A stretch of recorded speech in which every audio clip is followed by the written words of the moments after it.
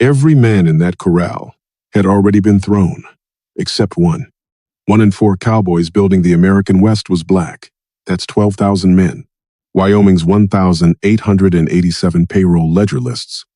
Toby Mann, $40 month. Next page. Same work, same date. Credited to white foreman James Hartwell, $120. Mann was a bronc buster, the most dangerous job on any ranch. No ropes, no mechanical aids, nothing between a man and a wild horse but nerve. The horse called Hellfire had thrown every rider. Mann climbed on anyway. Word travels fast on open range. Cowboys gathered to what they saw was a man doing something none of them could do. Mann's hands steady on the reins, waiting, letting the animal understand. That detail, that control, it mattered, because those same hands would later vanish from every official record. The ranch operated on a massive scale. 800,000 cattle spread across 1,200 square miles. It required hundreds of skilled riders. Most of them were never named in the documents that followed. Black cowboys were not rare in this operation. They were indispensable to it. They broke horses, drove herds, worked the most dangerous positions on every drive. His skill with horses was not a rumor. It was the reason foremen sent for him specifically. A bronc buster earned his rate because the work could kill you on a bad day. What Mann lacked was documentation. Paper trails mattered more than witness skill. Snow that came sideways, cold that worked through any coat, ground frozen solid for weeks at a stretch. Men rode point through that weather, meaning first into whatever came next. That was Mann's position, the leading figure in this narrative, not the man anyone wrote about afterward. Here is what no one told you about black cowboys in the post-Civil War West. The cattle industry, after 1865, was built on men who had just come out of slavery. Many of them knew horses, land, and livestock better than anyone alive, because they had been forced to learn, often managing entire operations for other people. When freedom came, that knowledge traveled with them. It went north and west, through Colorado, Kansas, Montana, and Wyoming territory. The ranchers knew it. Compensation followed such capability. But paying a man for his labor is not the same as putting his name in the history books. That distinction is the essential core of this story. Mann's reputation grew through the late 1870s and into the 80s. Carbon County was hard country to establish yourself in. The Wyoming Stock Growers Association largely controlled who got recognized and who did not. This was not a neutral organization. Its membership was overwhelmingly white, and its records reflected what its members valued. What they valued was the product, not always the men who produced it. Bronc busting was not a job you did at a distance from risk. A horse in full panic weighs over 1,000 pounds. A bad fall could break a man's spine on frozen ground. Mann had likely seen men hurt doing what he did every season. He stayed. That choice tells you something about what this work meant to him. It was survival. It was dignity. It was power he could call his own. It was a form of authority in a world that offered black men almost none. On the back of a wild horse, no one could question whether you belonged. The horse answered that question for you. Ranchers who needed difficult horses broken asked for him by name. That is not a small thing in an industry built on reputation. Your name was your contract. And yet, the decade spanning 1880 through 1889 represented peak prosperity for cattle ranching. Wyoming Territory was preparing for something larger than itself. Statehood was coming, and statehood meant a story. Every new state needed a founding story, names to put on buildings, faces to put in portraits. Unwritten customs governed the process nonetheless. Those customs determined whose contributions counted as foundational. Wyoming achieved statehood as the 44th state in 1890. The men who shaped its cattle industry, its open range, its identity were celebrated. The black cowboys who rode point through snowstorms, broke the horses no one else could break, were not part of that story. And Mann, the best bronc buster Carbon County ever saw. Watch the state he had helped build name everyone but him. The erasure did not happen all at once. Like water wearing through rock, circumstances shifted until nothing remained recognizable. First came the records. The Wyoming Stock Growers Association kept detailed ledgers of every man who worked the open range. Mann's name appears in cattle operation accounts from Carbon County through the mid-1880s. After 1889, references became scarcer. 1890 onward, his name stopped appearing in records entirely. Not reduced, stopped. The question is not whether this happened. The evidence confirms it did. The question is through what mechanism. Statehood marketing required narratives appealing to prosperous Eastern investors. Cattle magnates controlling the association had financial stakes in that constructed narrative. Eastern investors grew anxious after the devastating 1886 winter, which killed an estimated 60 to 90% of cattle on the northern range. The industry nearly collapsed in a single season. What followed was a scramble, not just for cattle, but for credibility. The ranchers needed the open West to look like a place of order, opportunity, and Anglo-American destiny. A black horse trainer from Carbon County disrupted that picture. So the picture changed. A man who spent 15 years reading the behavior of unpredictable animals learns to read a room. He would have felt the temperature drop before winter arrived. New foremen who did not know him by reputation, jobs that went to other men, names in ledgers that were not his. The open range had offered something rare for its time. A rider's skill determined his standing. A rare ability to break dangerous horses carried authority worth more than wages. That framework collapsed after 1889. The range was closing. Fences were going up. The era that had made man valuable was ending. His exclusion from the emerging historical record was systematic and complete. The new structure ran on records, property deeds, organizational credentials, and prominent names. Man had earned his name in places that were now being reclassified as informal, unofficial, unverifiable. His reputation was real. His records was thin by design. That distinction was not accidental. It was the architecture of the era. Black cowboys across the West faced the same structural gap. Skill in the saddle had no bearing on property accumulation, civic authority, or historical records. What they knew was in their hands. What the new system valued was in your paperwork. Man's hands had broken horses that no other man in Carbon County could manage. Those hands left almost no paper trail. His reputation extended across 1,200 miles of frontier territory through word alone. That name did not make it into the founding histories of the state he helped build. The Wyoming Stock Growers Association campaigned vigorously for territorial designation in the late 1800s. Its members shaped what the new state's story would look like. They were not neutral archivists. They were interested parties with capital at stake. The histories they commissioned reflected the workforce they wanted to be seen employing. Black hands were essential to the operation. Black names were inconvenient to the account. The solution was not to lie outright. Outright lies can be caught. The answer is structural. Omission does not require a meeting. It requires only a habit of attention. If the men writing the ledgers consistently recorded white names more fully than black ones, the archive that resulted reflected that habit. If the men commissioning histories asked their colleagues for names and their colleagues named their friends, the result looked the same. Not a conspiracy. A consistent pattern of who counted enough to be counted. The effect was identical to deliberate removal. Man persisted through the 1890s and beyond, invisible yet unbroken. Records suggest he continued in regional rodeo circuits after Wyoming achieved statehood. But the context he worked in had transformed around him. Fenced ranching replaced open grazing. Eastern corporate operations bought out the independents. New operations brought new record keeping and new ideas about who belonged in which roles.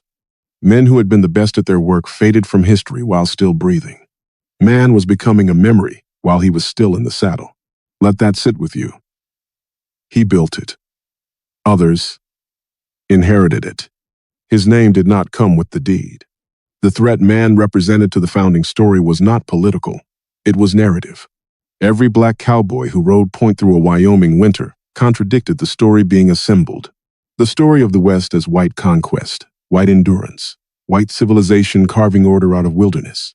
An exceptionally skilled Bronc rider complicated that story. So he was left out.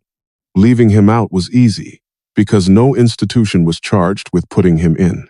There was no Carbon County historian protecting the full record. There was no press outlet with an interest in complicating the founding story. There was no organization with the reach or resources to insist that man's name appear in the accounts. Into that vacuum, erasure moved quietly and efficiently. No flames needed. Records were not burned. The mechanism was selection. Who gets named in the next account? Whose story gets told at the next celebration? Every time a Wyoming pioneer story was told, and man was not in it, the omission hardened slightly. By the time the next generation of historians arrived, the absence looked like absence of evidence, which they then treated as evidence of absence. That is the mechanism. That is how the erasure held. The institutions that recorded history operated under different rules then, but its product remains. Every school that taught Wyoming history from those founding accounts passed the gap forward. Every textbook that cited those accounts as sources deepened the silence by one more year. Man's name never appeared in the Wyoming Heritage Foundation's early cattle histories. Those histories drew primarily from Wyoming Stock Growers Association archives, the same records that had already thinned his name out before statehood. One archive feeding the next, each one inheriting the previous one's omissions. But this is where the story shifts, where local memory contradicts official silence. The best Bronc writer Carbon County produced was never forgotten by those who witnessed him. Stories about man stayed alive in Carbon County communities long after the eyewitnesses were gone. The memory survived. The institution did not carry it. That gap between what people remembered and what the record confirmed is not a footnote. It is the exact distance between a man's life and the story a state chose to tell about itself. And history moved on, as if those two things were the same. Carbon County still exists. The terrain he crossed spans 1,200 square miles and is mostly unchanged. His name is not on a single marker across any of it, not one. What gets named in a place tells you who that place decided to belong to. Wyoming memorialized later arrivals with roads, bridges, and facilities bearing their names. Men whose accomplishments were modest, but whose paperwork was extensive. Their trails were longer because someone made sure to write them down. Here is what the silence cost, measured in something specific. From 1865 through 1895, African-American drovers moved roughly 35 million cattle north from Texas. 35 million animals across some of the hardest terrain on the continent. Those drovers generated wealth exceeding hundreds of millions for the cattle owners directing the herds. Those owners appear prominently in historical accounts. The drovers who drove the herds largely do not. Man was among the ones who were not. 1 in 4 cowboys was black. If you watch a Western film made between 1930 and 1980, that ratio disappears entirely. 50 years of cinema gave almost no screen time to the men who built the industry. Those films celebrated. That choice shaped what 3 generations of Americans believed the West looked like. The hands that guided Hellfire in 1882 vanished from the dominant historical narrative. The image that replaced him was not neutral. It was a business decision dressed as history.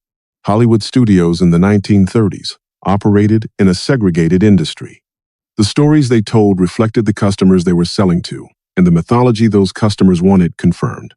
A black horsebreaker ranking foremost in Carbon County disrupted that mythology. Yet he was excluded from the written record, not by any single person sitting in a room making that specific choice about man.